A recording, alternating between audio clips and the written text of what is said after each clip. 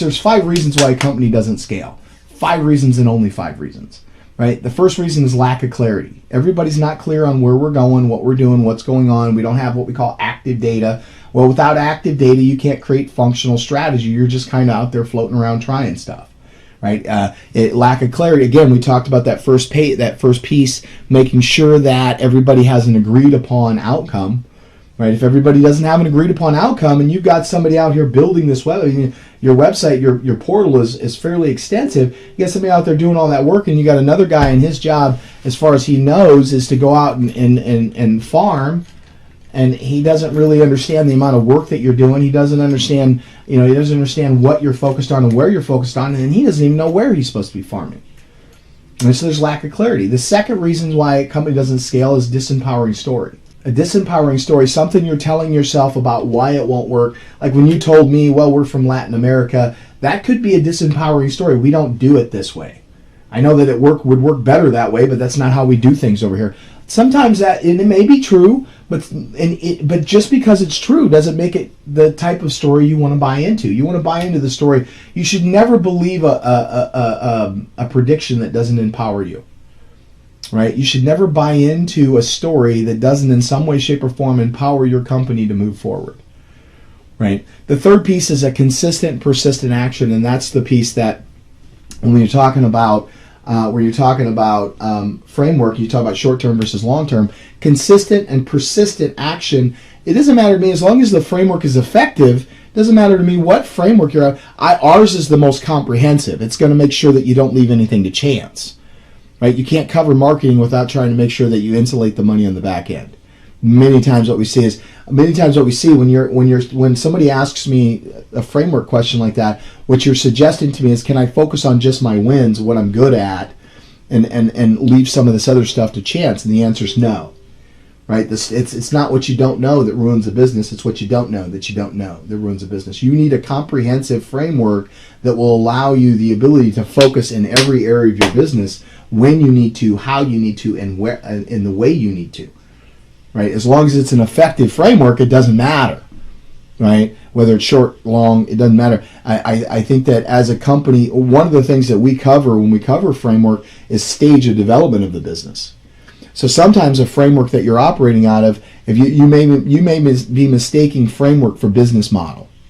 Like the business model that you're operating in now will be different when you guys are a 10, 20, $30 million company. It'll be a different business model. But the framework that you as the leader operate out of may still be the same.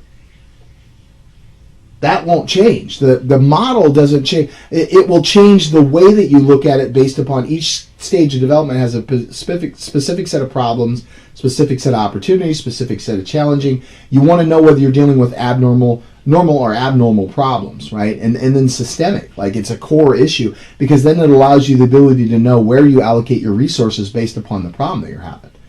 But again, we're the only one that uses life cycle in our framework, because then it allows us the ability to maintain the same framework that you as a business owner are training in, so that you can master a specific way of growing business and just shift it based upon the stage of development. So it's consistent, persistent action in a way that allows you, the business owner, to have that anticipation and longevity. The fourth reason is lack of leverage. Right? It's like, well, we're all working in our own businesses and we're trying to build this business, so they don't really, like, I've got 4 partners and 2 of them are really doing okay. They're good. Their life is good. They're not hungry. Right? If they're not hungry, then and you're hungry, then you may not be in alignment. And the question is then how do we get them in alignment? And again, we got to go back to the contract. What did we decide was the outcome here? How committed are you to that outcome? Because I'm fully committed to it. And if you're not fully committed to it, that's the contract I've written. I'm fully committed. I'm fully vested in making this business a success. If they're not as invested as you are, then you have to ask yourself, what is the resources that they're bringing to the table? And is it resources that I can somehow find elsewhere that I don't need them? Right? Or, you got the leverage, you're just not communicating well. You haven't nailed down, again, you haven't been accountable to each other. And then again, that fifth reason is lack of accountability. This is one of the main reasons why businesses don't scale, because Johnny is working on it when he wants to, and because he's only doing it when he wants to, and we really appreciate his help. We don't want to push him to get done what needs to get done because it's Johnny. He'll get to it when he gets to it. He's busy. He's got 6 kids. He's got He's got a job. He's got this. He'll get to it when he gets to it. Now he's not accountable. And here's the thing, if he's not accountable, at some level, he knows he's not accountable.